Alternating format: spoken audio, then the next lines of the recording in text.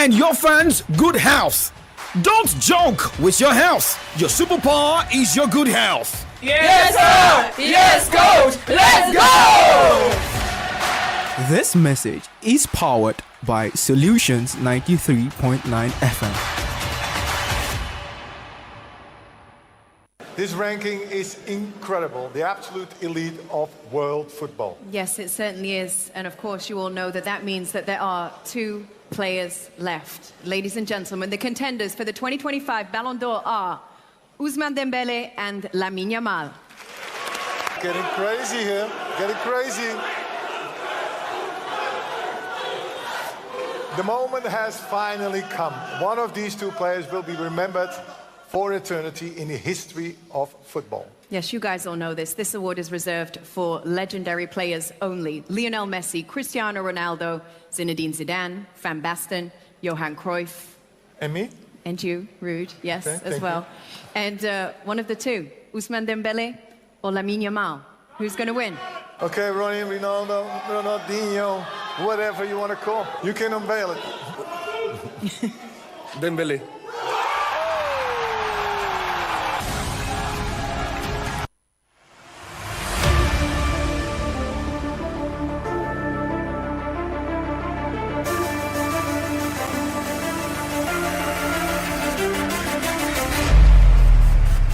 Maybe that announcement yesterday in Pagi was kept secret, and a lot of people had already shown that interest of voting Ousmane Dembele to win the Ballon d'Or. And this would be, is this going to be the first time we'll be having a different winner at the Ballon d'Or? What with that, we welcome you to Kickoff Sports Show. This morning is a Tuesday edition. It is wet outside. Sorry, it's raining outside around here in Okeado, our new house. Solutions 939 FM. Remember, we're live on Facebook, live on YouTube, Solutions 939 FM. Ganzi is here. This is the sports wizard because we have games today. Today is not Sunday when it's just Omani Alade. Ganzi, how you doing? Yeah, good morning, Young Striker 9. Good morning to our listener out there. Like I said, it's a wet or cold Tuesday morning in the ancient city of Ibadan. Of course, we're set again to tell you the latest and the biggest stories in the ever-exciting world of sport. For Ousmane Dembele, the handwriting was on the wall. He had a very good performance for Paris Saint-Germain last season. 35 goals in 53 games for Paris Saint-Germain across all competitions last season. That start speaks volume. And for Ousmane Dembele, he's been able to fight injury worries here and there. Remember his days at Barcelona, 6 seasons at Barcelona, and he got injured for more than 2 years at that particular football club. Barca got him for over 100 million euros, and they had to sell him for I think 45 or 43 million pounds to Paris Saint-Germain. He gets like they just had to push him out, and he got to PSG. He decided to face his fears, and at the end of the day, he has the Ballon d'Or award to show for it. So I think one thing in life is there would always be setback. There would always be a lot of issues while you're trying to climb the ladder. But if you're resilient, if you're not giving up, one day the sun is gonna shine on you. Motivational Ganzi speaking this morning. I was looking for this song, la da la la da la da. That's a lot. But let's look at this here. Who do you think would have won it without, aside Ousmane Dembele? It has to be Lamine Yamal. It was either Lamine Yamal or Ousmane Dembele. But the reason Yamal might not get the award or did not get the award is because Ousmane Dembele played very well for Paris Saint-Germain. I remember they were also at the FIFA Club World Cup. Not just that, Ousmane Dembele had the better numbers in terms of goals and assists. Even though we know on the pitch of play, what we see from Lamine Yamal is absolutely beautiful. He's a joy to watch. He has the skills, he has the quality, and when you also consider his age, you need to give him, the chance. And for me, finishing second is actually a big win for Lamine Yamal. And for Ousmane Dembele, I don't think he's going to be in this position again. This is just, a one-off for him, so to say. One-off? Yeah, no, I'm talking about getting to this stage of the Ballon d'Or, being in the top 3. I don't think he's going to get to this level again. I'm being factual. I'm not turning anything against him, not doubting his quality. So they just have to, give him at this point in time. Lamine Yamal has a great future ahead of him. He's still 18. So in the next 10 years, he can still, keep dreaming of winning the Ballon d'Or. But for Dembele, there's no certainty that he's going to get to this level at the Ballon d'Or again. So maybe that was why, they had to give him the award. And remember, it's by voting. A lot of people come together, journalists, football stakeholders, they all come together to vote for their preferred candidate. And the organizers of this award are actually from France. It's a French magazine that established this award. And they have to, be sentimental and give one of their own. Okay. Well, remember, Kylian Mbappe did not even get was he in the top 3? Nah, it wasn't. So if you look at this, if it's like you said, I still feel like something is going to happen. You know why? Some players are like vampires. When they are old, they still come stronger. Well, I mean, nobody saw Ousmane Dembele get to this finest form of his career. Yeah, I mean, and he can still be there. I mean, look at how PSG played last season. Unfortunately, they lost their game last night, their first loss of the season. Yeah, against Olympic Marseille. Luis Enrique, nobody saw him win the UEFA Champions League with PSG. Exactly, that's my point. The point is, what happened with Dembele at the Ballon d'Or last night was because of the success of the team, the success of Paris Saint-Germain. So what assurance do we have that Paris Saint-Germain would win the Champions League again this season? Even if Dembele has the numbers, his team success would also play a pivotal role if he wants to get the award. So I think it's going to be a tall order for Dembele to be in the situation. And remember, Paris Saint-Germain have a couple of stars in their team. Desire Doué is there, Kvaratskhelia also there. So come on, they also have a shout at the Ballon d'Or award. All right, well, we'll talk more about Ballon d'Or, but let's still look at more update here from the world of tennis, the same as the NBA, and look at Formula One. One man was just paid off. Just leave and let's leave, right? Let's look at updates coming from tennis this morning. We have the Japan Open qualification in Tokyo, ATP 250. Some players already through to the next round. The live update we are currently monitoring right now is the doubles between Nuno Borges, who teamed up with Rafael Matas against Rei Sakamoto and Shintaro Mochizuki. Chengzhou Open continues today, 12 o'clock, where we have Lorenzo Musetti against Alejandro Tabilo, while we have the doubles coming up in the next few minutes, where Vasil Kirkov will team up with Bart Stevens against Robin Hayes and Konstantin Frantzes.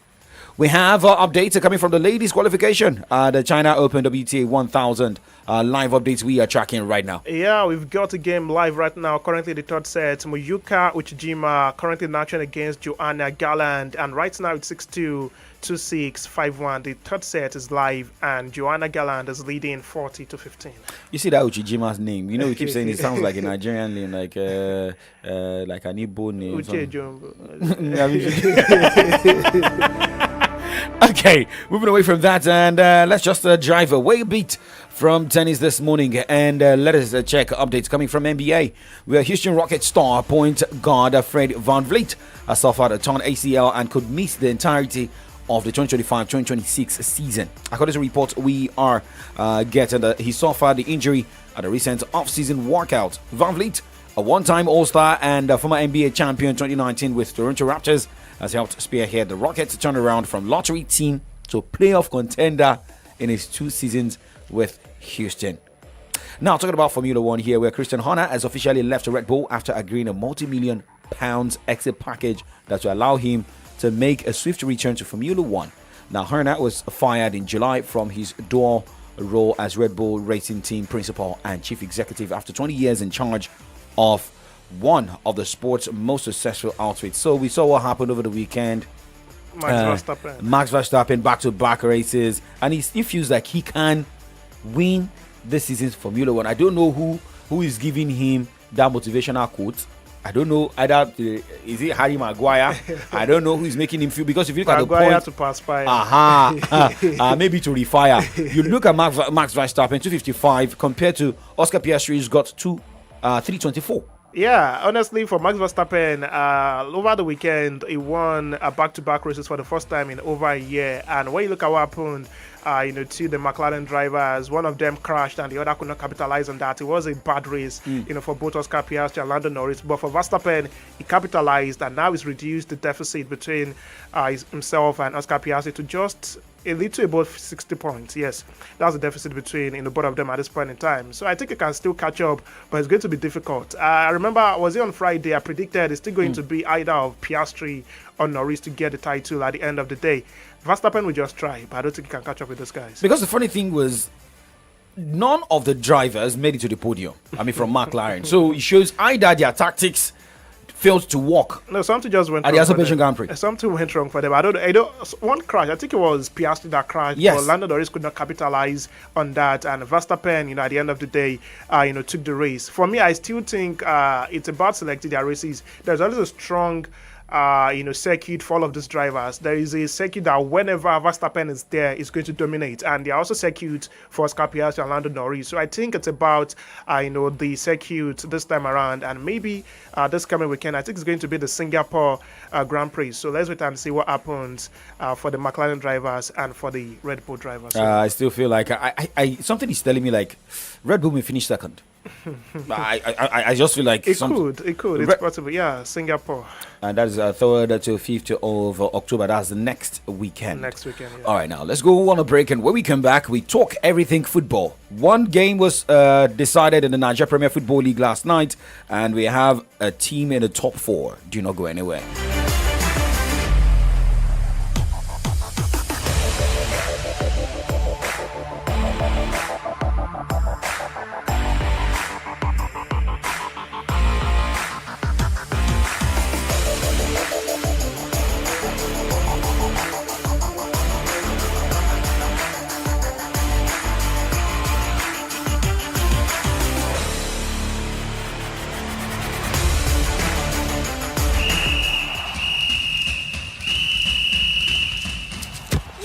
sabi dribble o, but you no fit dribble pass malaria if you no use insecticide treated nets.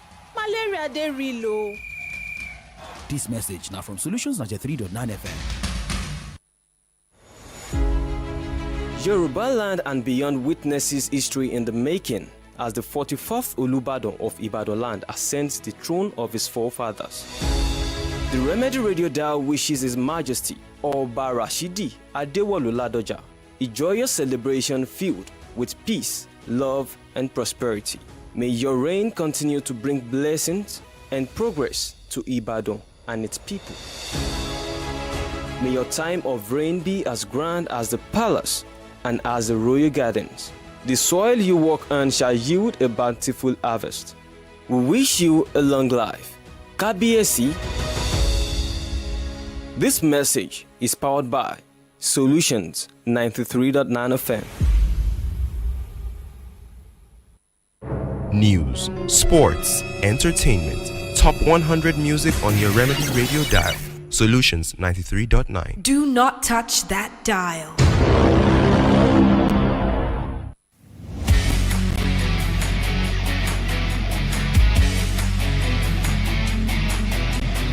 Match day 5 of the Nigerian Premier League saw 5 games go down during the weekend, with 18 goals recorded. Bayelsa United lost 1-2 to visiting Nasarawa United. El Kanemi Warriors recorded a 1-0 win against Warri Wolves. Enyimba FC of Aba defeated Bendel Insurance 3-2. Niger Tornadoes gained 3 points in the game against Ikorodu City with a 4-2 win.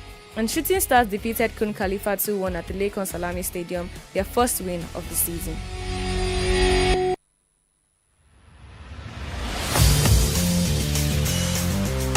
All right, no longer news that Enyimba International is a topper of the NPFL log following that comeback win over Bendel Insurance. They got. We are yet to confirm if Enyimba has gotten the 30 million naira from Governor Oti. 10 million naira per goal.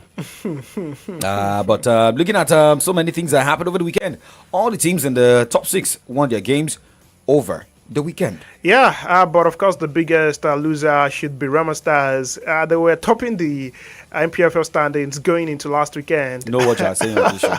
But after the game, they lost, and of course they are now 8th in the standings. Rama Stars did not lose. We played in the CAF Champions League. Okay. You know, I understand you, my brother. Sorry, don't vex.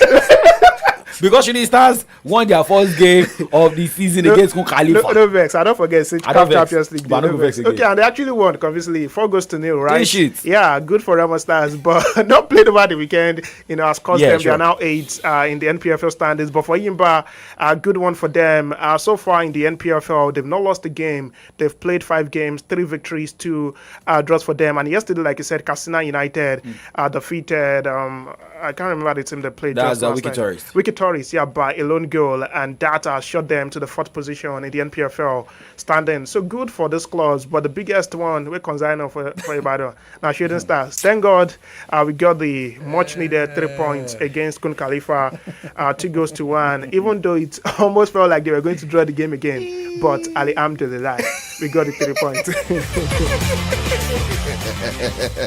You know, the funny thing was I was just waiting for the fans to come out and rant. God pass you now. But it is what it is now. We're getting updates from the Nigeria Premier Football League organizers about adjustments, most especially for teams that did not play their games in the MPFL Match Day 5, most especially for Remo Stars, Abia Warriors, Eyimba, and which other team? Kwara United. Kwara United, yeah. So we're getting updates from the organizers. Yeah, the NPFL has now made some adjustment to the match day 6 fixtures in the NPFL. Oh, match day 6, yeah. Yeah, and of course for Remo Stars, Rivers United, remember they are playing in the CAF Champions League, and Abia Warriors, Kwara United are involved in the CAF Comfort Cup.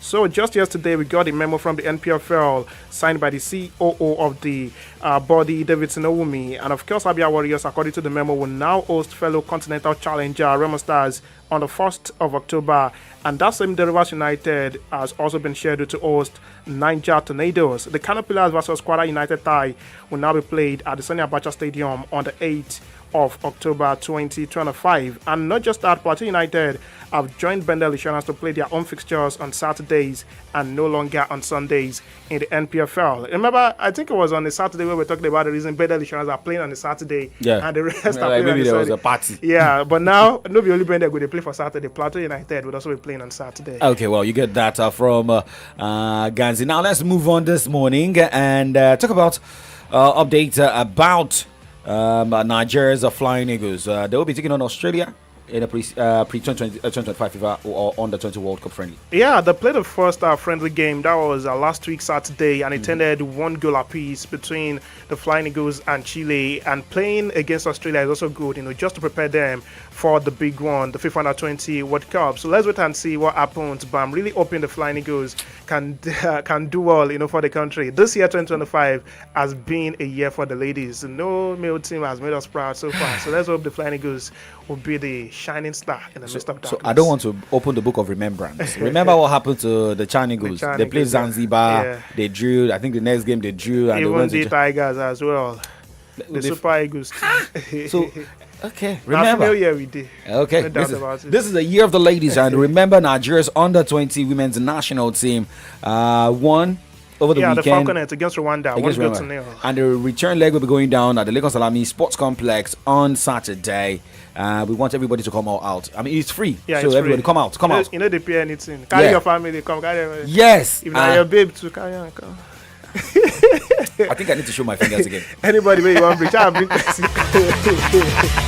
All right, now let's go straight and talk about what happened last night in Italy. It was Napoli like shooting stars. Remember, they scored 2 goals, they had one back. The fear was in the minds of fans at the Lagos Salami Stadium. Same like what happened to Napoli against Pisa. Billy Gilmore, lovely disguise, and he finds the net. A first ever goal for Napoli for Billy Gilmore, and didn't he show composure? Ledis with the corner, Caracho attacked it, Lusuardi miscued. Is that handball off Berkema? It is. This time Pisa do get a penalty. It's Enzola, and Pisa are level in Fuorigrotta. Spinazzola, it's done well here. Spinazzola! Through the crowd it goes, into the corner from Spinazzola. McTominay, lovely ball. Luca, still Luca! Not even a hint of a celebration, but inside he'll be delighted. That surely wraps up the points. Ball in, Meister can't get there. Di Lorenzo's lost it to Angori, who can cut it back and put in by Laurent. In the 90th minute, Pisa are back to within 1. A big scare for the champions, but in the end, Napoli hold firm. It ends here in Fuorigrotta. Napoli 3, Pisa 2.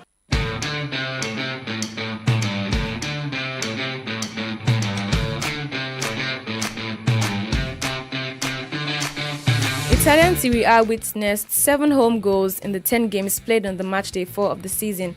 Inter Milan defeated Sassuolo 2-1. Fiorentina lost 1-2 to visiting Como. Cremonese and Parma played out a goalless draw at the Stadio Giovanni Zini, and Torino continued their struggle in the season with a 0-3 loss to Atalanta. In other results, Lazio lost 0-1 at home against AS Roma. AC Milan crushed Udinese 0-3. Verona and Juventus finished with a 1-1 draw at the Stadio Marcantonio Bentegodi. And Bologna defeated Genoa 2-1 and Cagliari defeated Lecce 2-1.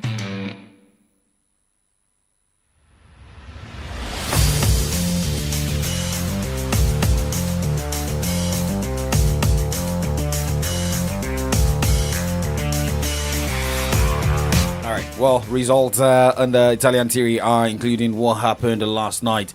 Now, you predicted that Ousmane Dembele may not retain the Ballon d'Or next year. For Napoli, when last did even someone retain the Ballon d'Or? When last? Well, maybe the days of Messi and Ronaldo. Yes, Messi, Ronaldo. But now anything can happen. Yeah. I mean, but I know the likes of Eden Hazard would not want to forgive the likes of Cristiano Ronaldo and Messi, because during his time, not just Eden Hazard, a lot of players Zlatan, were under their shadows. Yeah. Robbie Van Persie. But let's move on.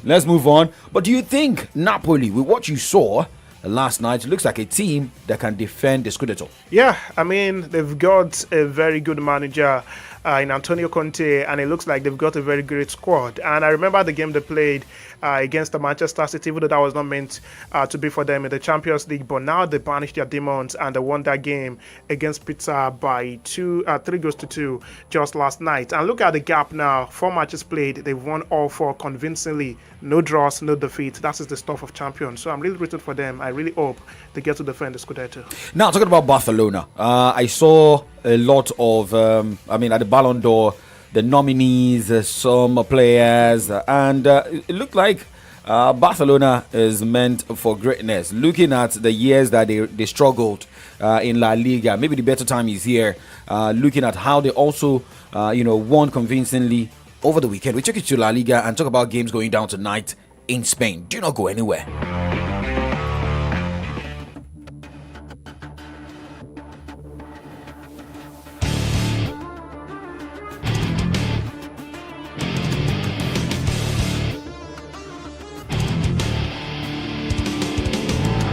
Day 5 of the 2025-2026 Spanish League recorded 26 goals in total, with champions Barcelona defeating Getafe 3-0. Real Oviedo failed to pick a point with a 1-0 loss against Elche, and 10-man Atletico Madrid recorded a 1-1 draw against Mallorca, same as the scoreline between Rayo Vallecano and Celta Vigo. Valencia defeated Athletic Bilbao 2-0 at the Estadio de Mestalla. Sevilla picked 3 points on the road against Alaves with a 1-2 win, and Villarreal edged Osasuna 2-1. Former champions Real Madrid beat Espanyol 2-0, Levante whitewashed Girona 0-4, and Real Sociedad lost 3-1 to Real Betis at the Estadio de la Cartuja.